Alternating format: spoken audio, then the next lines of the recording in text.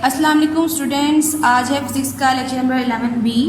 हमने कहाँ पर एंड किया था? यहाँ पर लॉज ऑफ रिफ्रैक्शन तक हमने जो था वो एंड कर दिया था अपना 11A वाला लेक्चर।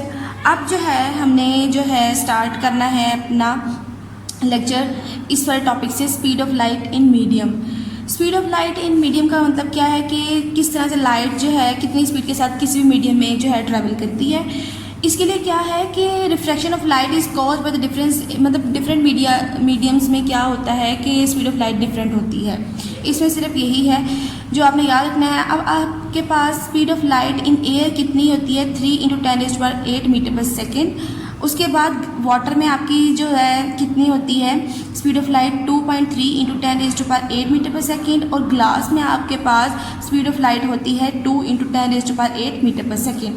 आपने इस सब में सिर्फ यही याद रखना है कि इसकी जो है speed of light in air कितनी है, speed of light in water कितनी है, speed of light in glass कितनी है। अब जो है स्पीड ऑफ लाइट को डिफाइन करने के लिए हम क्या टर्म यूज़ करते हैं? इंडेक्स ऑफ रिफ्रैक्शन या रिफ्रैक्टिव इंडेक्स। ये आपको शॉर्ट क्वेश्चन में आता है कि रिफ्रैक्टिव इंडेक्स होता क्या है, तो ये आपने पूरा का पूरा यहाँ तक लिखना होता है। रिफ्रैक्टिव इंडेक्स क्या होता है आपके पास कि अगर हम रेशियो लेते हैं, किसकी रेशियो हमने लेनी है? Speed of light in air to speed of light in medium, कि अगर हम जो है रेशियो लेंगे इन दोनों के दरमियान में तो जो हमारे पास आएगा वो उसको हम क्या कहेंगे कि वो हमारे पास क्या है? रिफ्रैक्टिव इंडेक्स है। इसकी डेफिनेशन पढ़ लेते हैं। The refractive index n of a medium is the ratio of the speed of light in air to the speed of light in the medium. अब ये फॉर्मूला दे दिया। अब इसके बाद क्या है? Speed of light in air को हम शो करते हैं C से और speed of light in medium को हम शो करते हैं V से। तो रिफ्रैक्टिव इंडेक्स को शो करते हैं N से। ये पूरा का पूरा आपका शॉर्ट क्वेश्चन आता है, ये आपने ऐसे ही मार्क कर लेना है, ठीक है। नेक्स्ट जो टॉपिक है आपका वो है total internal reflection. Total internal reflection की डेफिनेशन क्या है? बुक से ये देख लें कि जब हमारे पास क्या होता है कि जो एंगल ऑफ इंसिडेंस है, जिस एंगल ऑफ इंसिडेंस का मैंने आपको बताया था कि जिसके साथ वो जो है रे आ रही होती है जिस एंगल के साथ, तो हमारे पास क्या है कि अगर एंगल ऑफ इंसिडेंस जो है उसकी क्रिटिकल एंगल से बड़ा हो जाए तो वो जो है कोई रिफ्रैक्शन नहीं होती उसके अंदर, तो जो लाइट है पूरी की पूरी रिफ्लेक्ट बैक कर जाती है। इस फिनोमेना को हम क्या कहते हैं कि टोटल इंटरनल रिफ्लेक्शन कहते हैं, ठीक है। ये जो हमारे पास होता है टोटल इंटरनल रिफ्लेक्शन में एक टर्म आ रही है क्रिटिकल एंगल। अब क्रिटिकल एंगल क्या होता है? क्रिटिकल एंगल जो है एक पार्टिकुलर एंगल है, ठीक है, जो कि आपको क्या करता है? रिफ्रैक्टेड रे को जो है 90 डिग्री पे बेंड कर देता है। वो हमारे पास क्या होता है कि वो उसका क्रिटिकल एंगल होता है।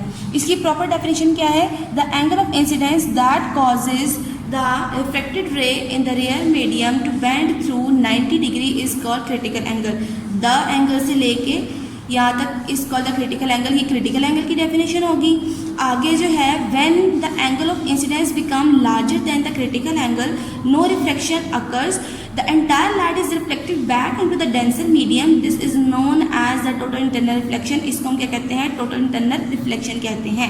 यहाँ से व्हेन से लेके लास्ट तक इसकी जो है टोटल इंटरनल रिफ्लेक्शन की डेफिनेशन है, और द एंगल वाली से लेके यहाँ पे इसका द क्रिटिकल एंगल आपके पास क्या है? क्रिटिकल एंगल की डेफिनेशन है।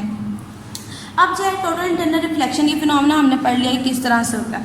अब आगे इसकी एप्लीकेशंस बहुत ज़्यादा है कि हम जो है बहुत जगह पर इसी जो है फिनोमेना का यूज़ करके तो हमने इंस्ट्रूमेंट्स बनाए हुए हैं। उन इंस्ट्रूमेंट को हम डिफरेंट जगह पे यूज़ करते हैं मेडिकल फील्ड में। उसके बाद जो है देखने के लिए, दूर दराज देखने के लिए जो है हम यही वाला फिनोमेना यूज़ कर लेते हैं। तो इसकी एप्लीकेशंस यहाँ से स्टार्ट हो रहे हैं कि पहली एप्लीकेशन इसकी क्या है?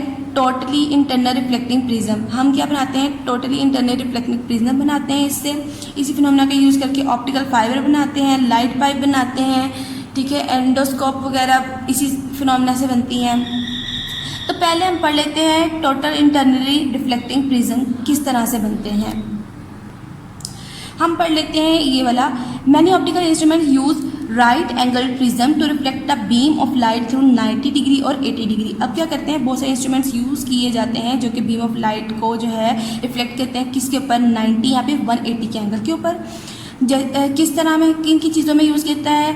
हमारे पास पेरिस्कोप में, टेलीस्कोप में, बिनोकुलर्स में one of the angles of the right angle prism is 90 degree, कि राइट एंगल प्रिज्म का एक एंगल जो है वो 90 डिग्री का ही होता है। ठीक है। अब दूसरा क्या है कि जब रे ऑफ लाइट आई वो 45 के एंगल पर आई और उसके हाइपोटेनियस से टकराई और रिफ्लेक्ट कर गई। ठीक है। अब जो है 45 पे टकरा के रिफ्लेक्ट की है। रिफ्लेक्ट क्यों नहीं की? क्योंकि ये जो ग्लास प्रिज्म है इसका जो रिफ्लेक्टिव इंडेक्स होता है वो 42 डिग्री होता है, और जो यहाँ पर रे आ रही है, इंसिडेंस रे जो आ रही है वो 45 डिग्री पर आ रही है।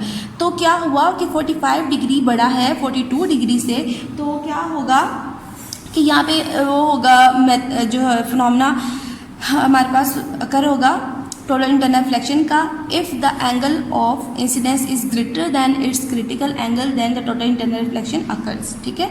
तो इसका क्रिटिकल एंगल 42 था, इसका 45 हो गया, तो टोटल इंटरनल रिफ्लेक्शन इसके अंदर होगी। तो यहाँ से हम पढ़ लिया था, मैंने आपको बताया था कि एक एंगल तो मस्ट 90 डिग्री का होगा। When a ray of light strikes a face of prism perpendicularly it enters the prism without deviation and strike the hypotenuse at an angle of 45 degree. Since the angle of incidence is 45 degree is greater than the critical angle of the glass which is 42 degree, the light is totally reflected by the prism through an angle of 90 degree. Two such prisms, अब जो है यहाँ तक सारा हो गया कि वो उसको रिफ्लेक्ट कर देता है 90 डिग्री पे। अब ये यूज़ कहाँ पे होता है? Two such prisms are use, इसी तरह के प्रिज्म्स जो है यूज्ड इन द पेरिस्कोप, जो कि उसने फिगर में दिखाया हुआ है ये वाला। ठीक है। इस तरह के प्रिज्म यूज़ किए जाते हैं। उसके बाद क्या है, the light is totally reflected by the prism by an angle of 180 degree. वो उसमें बताया था ना, उसे 90 या 180 डिग्री पे करता है, तो यहाँ पर क्या करेगा, by an angle of 180 degree पे करता है। टू सच प्रिज्म्स, इस तरह के जो प्रिज्म्स हैं वो कहाँ पे यूज़ करते हैं? बिनोकुलर्स में। ठीक है।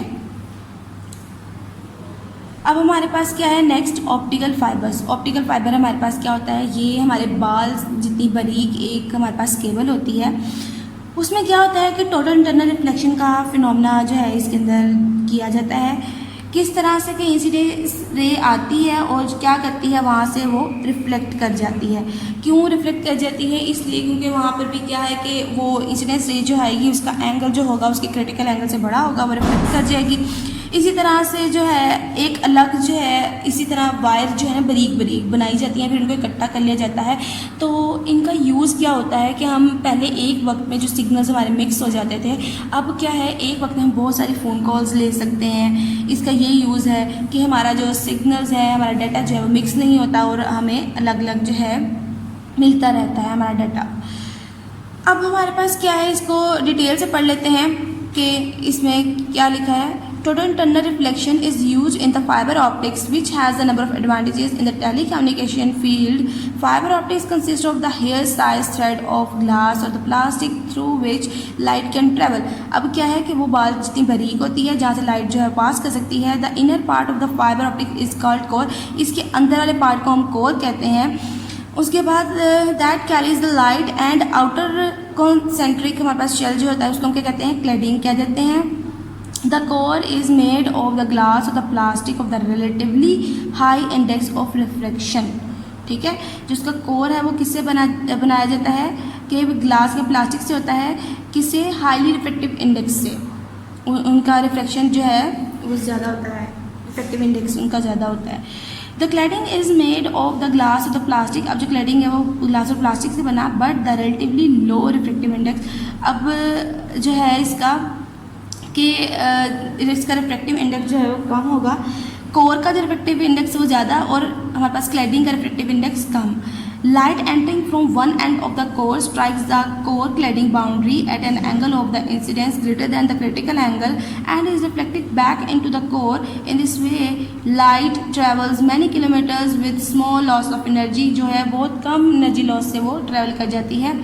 पाकिस्तान में इसका यूज़ क्या है कि optical fibre is being use in the telephone and advanced telecommunication systems. Now we can listen thousand of phone calls without any disturbance. हम किसी भी डिस्टर्बेंस के बगैर थाउजेंड ऑफ जो है हमारे पास फ़ोन कॉल्स ले सकते हैं, कोई भी हमें मसला नहीं होगा। बहुत कम जो एनर्जी लॉस होता है, हमारे पास सिग्नल्स जो है वो क्लियर आ जाते हैं। ठीक है। ये सारा आपने ऑप्टिकल फाइबर यहाँ से यहाँ तक कर लेना, साथ में उसकी डायग्राम बना देनी है ठीक है। ये जो है एप्लीकेशन आप इसी तरह से लिखते हैं, फिगर इसमें आप ये वाली फिगर बना दीजिएगा, ये वाली बना दीजिएगा, इसमें ये वाली बना दीजिएगा। नेक्स्ट जो एप्लीकेशन है वो किसकी है, हमारे पास लाइट पाइप। लाइट पाइप हमारे पास क्या होता है कि अगर हम बहुत सारे ऑप्टिकल फाइबर्स को एक साथ मिला देंगे तो हमारे पास क्या बन जाता है, एक लाइट पाइप बन जाता है। अब ये किस लिए यूज़ किया जाता है कि इनएक्सेसिबल जो प्लेसेस होते हैं उनको एलिमिनेट करने के लिए, उनको रोशन करने के लिए क्या जो है वो ये यूज़ किया जाता है। अब इसकी एग्जांपल है कि अगर जो डॉक्टर्स हैं अगर वो इंसानी बॉडी के अंदर देखना चाह रहे हैं तो वो क्या यूज़ करेंगे, लाइट पाइप को। और उसके बाद जो है इसका एक और यूज़ क्या है कि ये डाटा जो है हमारे पास इमेजेस जो है वो ट्रांसफ़र करता है एक से दूसरी जगह पर। ठीक है, सिर्फ यही है। अब इसको रीड कर लेते हैं। Light pipe is a bundle of thousands of the optical fibres bounded together. They are used to eliminate the inaccessible places by the doctors और engineers. For example, doctors view inside the human body. They can also be used to transmit images from one place to another. ठीक है, इसके साथ आपने ये इसकी figure बना देनी है। उसके बाद आ जाते हैं इसकी एक और एप्लीकेशन, वो आपके पास क्या है, एंडोस्कोप्स। ठीक है, एंडोस्कोप्स क्या है आपके पास, endoscope is a medical instrument जो आपको डायग्नोस करने के लिए जो हम यूज़ करते हैं सर्जरीज वगैरह में, आपकी बॉडी के अंदर डाल दिया जाता है। और अगर आपको कोई जो है स्टमक वगैरह देखने के लिए या कोई भी ब्लैडर, थ्रोट वगैरह देखने के लिए जो है एक हम यूज़ करते हैं पाइप सा, उसके जो है वो बहुत बारीक होता है, हम उसको माउथ से अंदर डाल देते हैं। तो इंटरनल बॉडी का इमेज लेने के लिए जो इंस्ट्रूमेंट यूज़ किया जाता है उसको हम क्या कहते हैं, एंडोस्कोप कह देते हैं। ठीक है, इसकी जो है डिफरेंट टाइप्स हैं कि ये वाला पार्ट को देखने के लिए ये वाला यूज़ होगा तो फिर उसका नाम भी चेंज हो जाता है, और ये वाले पार्ट को देखने के लिए ये वाला यूज़ होगा तो फिर उसके लिए भी उसका नाम चेंज हो जाएगा। ठीक है, अब जो है इसको रीड कर लेते हैं पूरे पैराग्राफ को। तो अगर आपको शॉर्ट में आ जाए तो एंडोस्कोप की डेफिनेशन लिखिए, उसका यूज़ बता दें कि वो किस तरह से हमारी बॉडी के अंदर वो डाल के फिर उसका ये उसकी टाइप आ जाती है, तो किस तरह से डॉक्टर्स वगैरह उसको यूज़ करते हैं। ठीक है, बस इतना ही बता दीजिएगा। Endoscope. An endoscope is a medical instrument used for the exploratory, diagnostic and surgical purposes. An endoscope is used to explore the interior organs of the body. Due to its small size, it can be inserted through the mouth and thus eliminates the invasive surgery.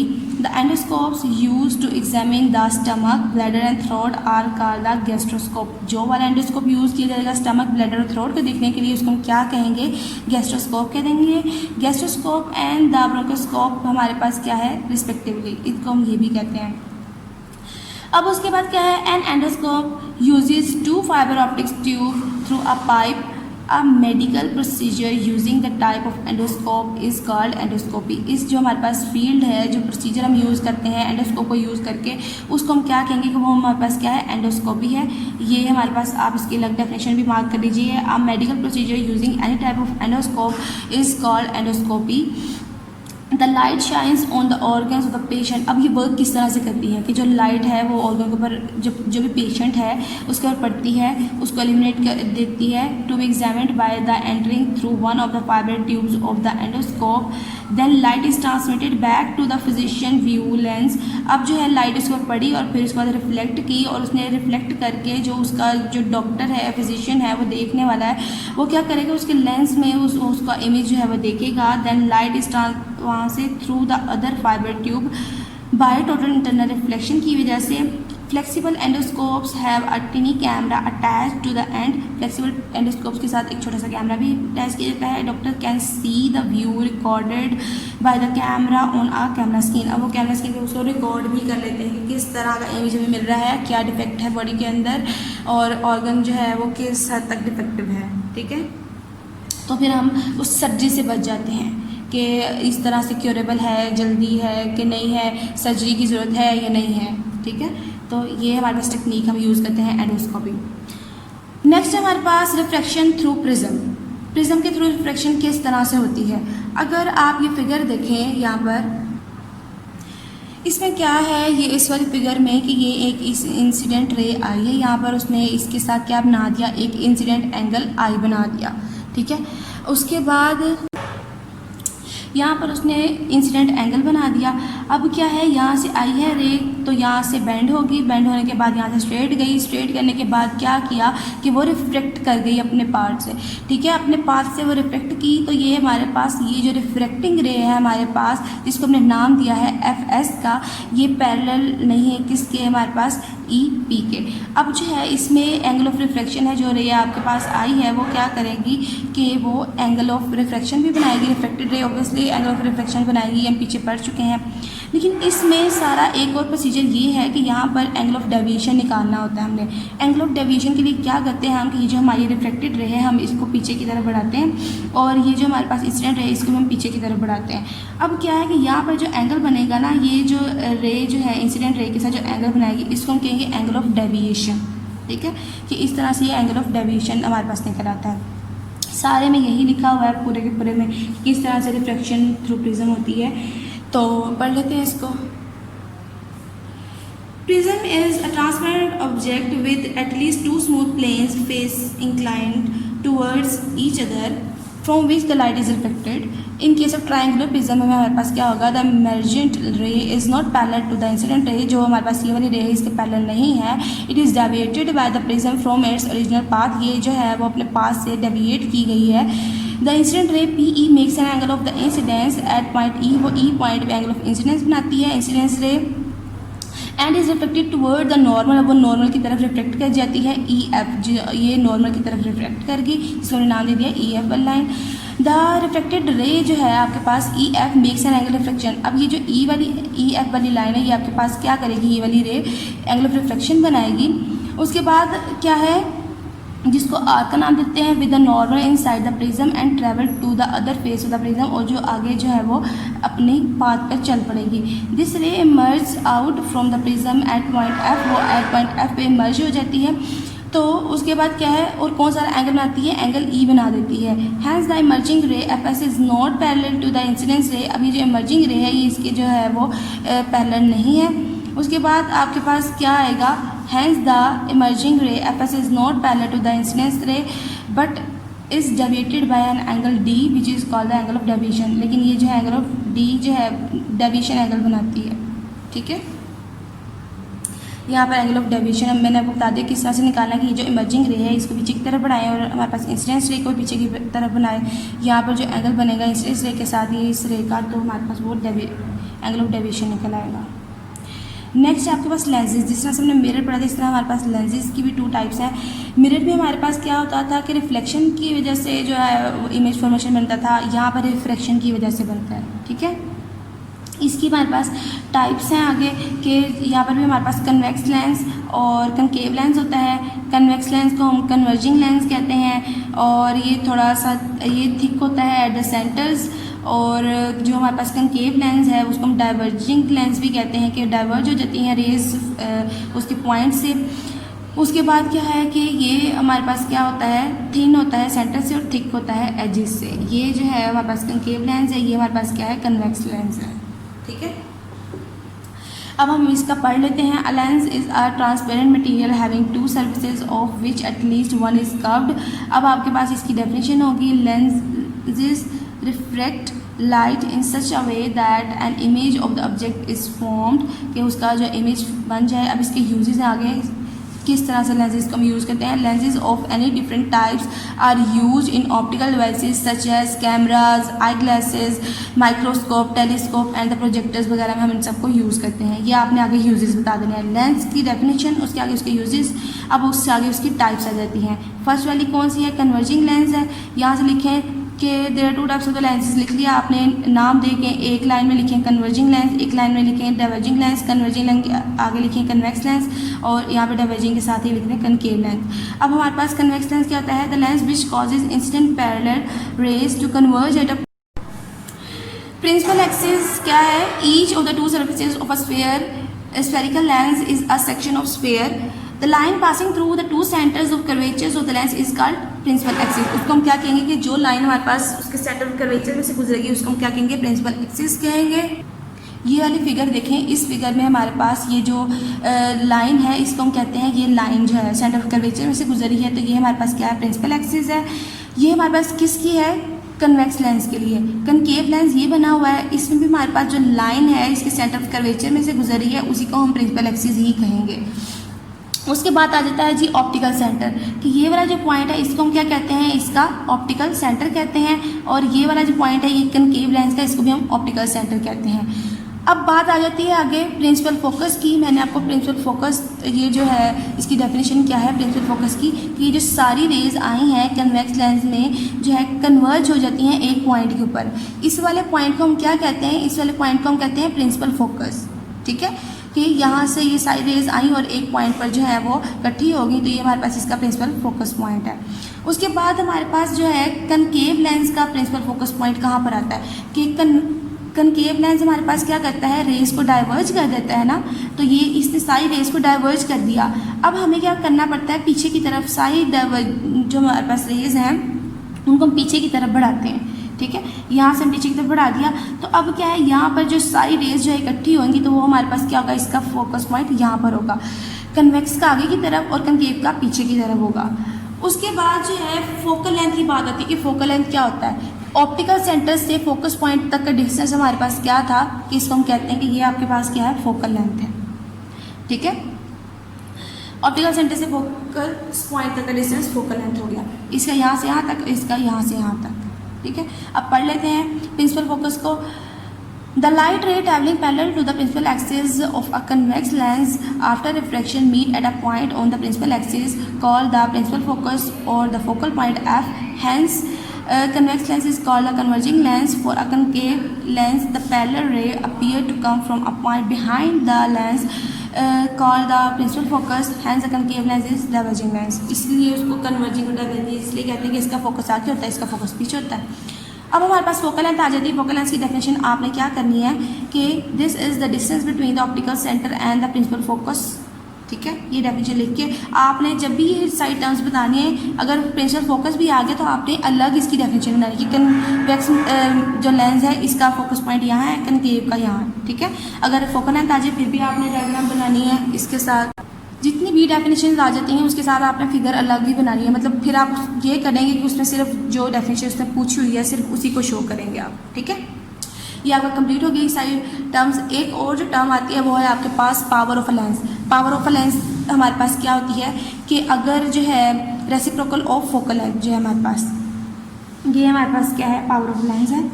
अब हमारे पास क्या है, power of a lens is defined as a reciprocal of focal length. जो है focal length का reciprocal अगर ले लेंगे तो हमारे पास क्या निकलेगा, पावर ऑफ लेंस।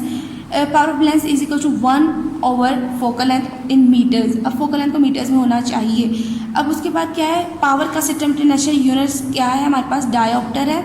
डिनोटेड उसको हम किसे शो करते हैं, डी से शो करते हैं। और if F is express in metres then 1D equal to 1/मीटर। ठीक है, तो फिर डायोप्टर किसके इक्वल हो जाएगा, 1/मीटर के इक्वल हो जाएगा। Thus 1 dioptre is the power. अब डायोप्टर की डेफिनेशन है, 1 dioptre is the power of a lens whose focal length is 1 metre. ठीक है, ये आपके पास डायोप्टर की डेफिनेशन होगी। Because the focal length of a convex lens is positive. अब कन्वेक्स लेंस की हमारे पास क्या है, फोकल लेंथ पॉजिटिव है तो इसकी पावर भी पॉजिटिव होगी। कनकेव लेंस की फोकल लेंथ नेगेटिव है तो इसलिए इसकी जो है पावर भी नेगेटिव होगी। ठीक है, ये आपने पावर वाला टॉपिक भी कर लिया। आगे आपके पास image formation of by lenses के इमेज किस तरह से बनता है लेंसेज में, कि इसमें क्या होता है कि अगर जो है एक रे आ रही है तो वो क्या है, पैरेलल है प्रिंसिपल एक्सिस के, तो वो क्या करेगी कि फोकल पॉइंट में से गुजरेगी आफ्टर रिफ्लेक्शन। तो रिफ्लेक्शन के बाद वहाँ कहाँ से गुजरेगी, फोकस पॉइंट में से गुजरेगी। मैं आपको फिगर दिखाती हूँ इसकी, कि ये जो रे आई है पैरेलल है किसके, प्रिंसिपल एक्सिस के, तो वो रिफ्लेक्ट होने के बाद कहाँ से गुजरेगी, उसके फोकस पॉइंट में से गुजरेगी। ठीक है, दूसरा वाला पॉइंट वो क्या कहता है कि जो रे आ रही है वो ऑप्टिकल सेंटर में से गुजर रही है तो वो सीधी की सीधी गुजर जाएगी, कोई डाइवर्ज नहीं होगी वो। ठीक है, और दूसरा ये कि जो रे आएगी उसके फोकस पॉइंट में से गुजरेगी, जो रे उस फोकस पॉइंट में से गुजरेगी वो मस्ट भी जो है उसके पैरेलल होगी किसकी, प्रिंसिपल एक्सिस के। ठीक है, ये 3 पॉइंट्स ने पीछे दिए हुए हैं कि इस तरह से इमेज फॉर्मेशन होती है। ये इसने कन्वेक्स लेंस की बता दी, कनकेव लेंस का भी यही है, लेकिन इसमें ये है कि यहाँ पर जो है रे आई है पैरेलल है प्रिंसिपल एक्सिस की, जब वो डाइवर्ज होगी तो अब क्या करेंगे, हम उसको पीछे की तरफ बढ़ाएंगे। कनकेव लेंस का फोकस पीछे की तरफ होता है, तो ये जो है इसके फोकस में से ही गुजरेगा। दूसरी बात ये कि दूसरा वाला पॉइंट ये है कि अगर कोई रे आ रही है वो उसके ऑप्टिकल सेंटर में से गुजर रही है तो सीधी गुजर जाएगी, वो डाइवर्ज नहीं होगी, कहीं भी जो है वो नहीं बेंड होगी। ये आई और ये यहाँ से पूरी की पूरी सीधी गुजर गई। अब बात आती है कि जो रे उसके प्रिंसिपल फोकस में से गुजरे तो वो क्या होगी, पैरेलल होगी उसके प्रिंसिपल एक्सिस के। अब ये देखिए यहाँ पर जो है एक रे आई है, ये जो है इस तरह से आके इस तरह से रिफ्लेक्ट हो गई है, तो यहाँ पर क्या है कि ये जो उसके फोकस पॉइंट में से गुजर रही है, इसको आगे की तरफ बढ़ाया कि ये फोकस में से गुजर रही है, तो अब ये क्या है, पैरेलल है किसके, इसके प्रिंसिपल एक्सिस के। ठीक है, इस तरह से बेंड हुई है, इसको फोकस में से गुजार दिया, तो अब यहाँ पर क्या है कि वो पैरेलल है किसके, प्रिंसिपल एक्सिस के। कनकेव लेंस में हमें यही करना पड़ता है। कन्वेक्स लेंस का प्रोसीजर थोड़ा सा सीधा होता है, कनकेव लेंस में हमें ये खुद से जो है उसका फोकस वगैरह डिफाइन करना पड़ता है। ठीक है, ये आपने फिगर साथ है लाजमी बनानी कि किस तरह से इमेज फॉर्मेशन होता है कनकेव लेंस में और किस तरह से होता है कन्वेक्स लेंस में।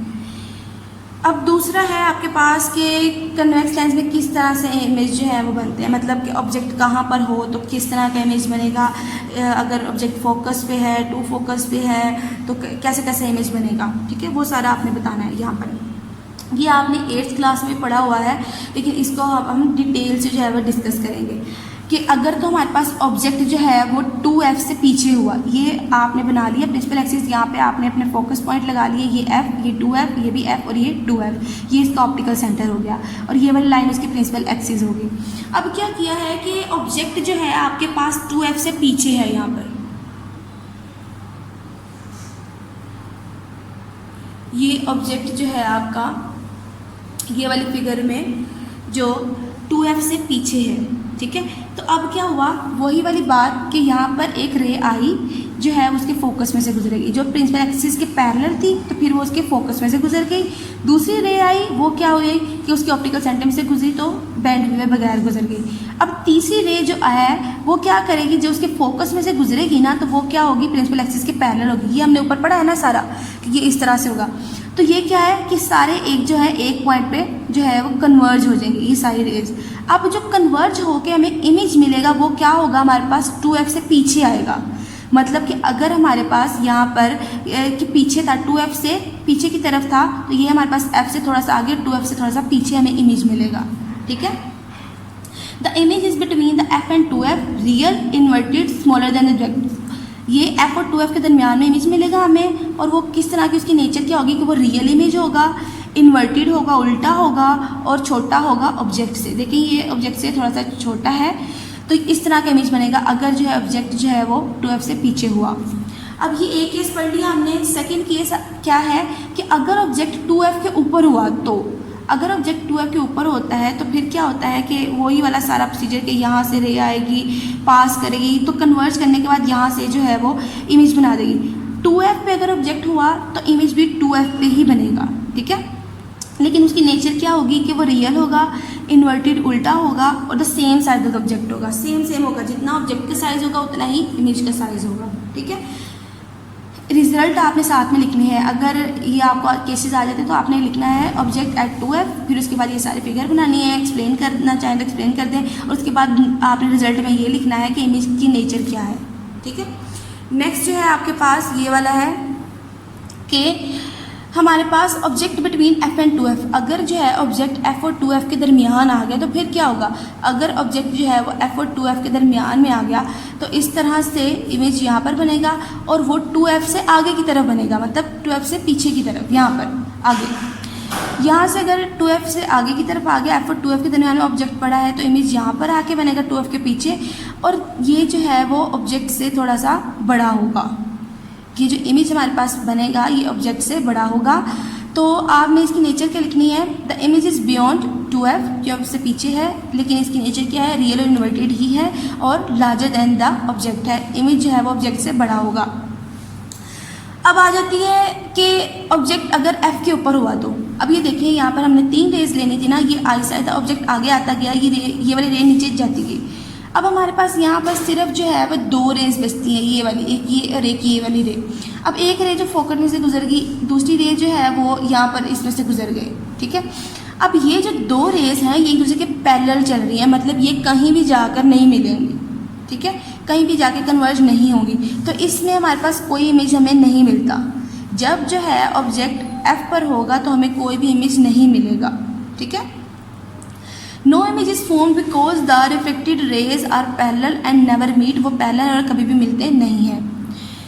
लास्ट वाला जो केस है object between lens and F, अगर जो है ऑब्जेक्ट जो है लेंस और एफ के दरमियान में हुआ तो फिर किस तरह का इमेज बनेगा।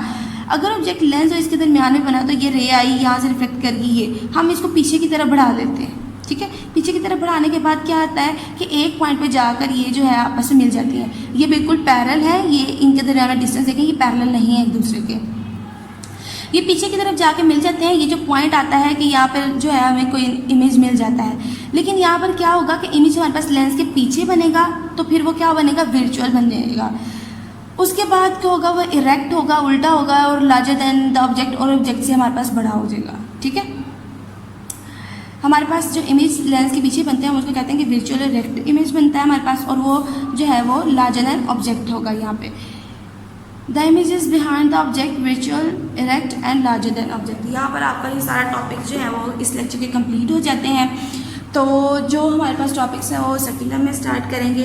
अब आपने क्या करना है कि यहाँ पर जितने भी टॉपिक्स मैंने आपको इस चैप्टर के बताए हैं, ये वाला चैप्टर थोड़ा सा मुश्किल है, तो आप ये करें कि जितने टॉपिक्स मैं आपको पढ़ा देती हूँ तो आप एक एक टॉपिक या दो दो टॉपिक एक दिन में कर लिया करें, और फिर उसके बाद फिर दोबारा वीडियो देख लें, फिर जो है वो टॉपिक्स वगैरह कर लें, इसको कंप्लीट इसी तरह से करें। एक साथ तो आपको याद नहीं होगा कि इतना ज़्यादा टॉपिक्स, ठीक है।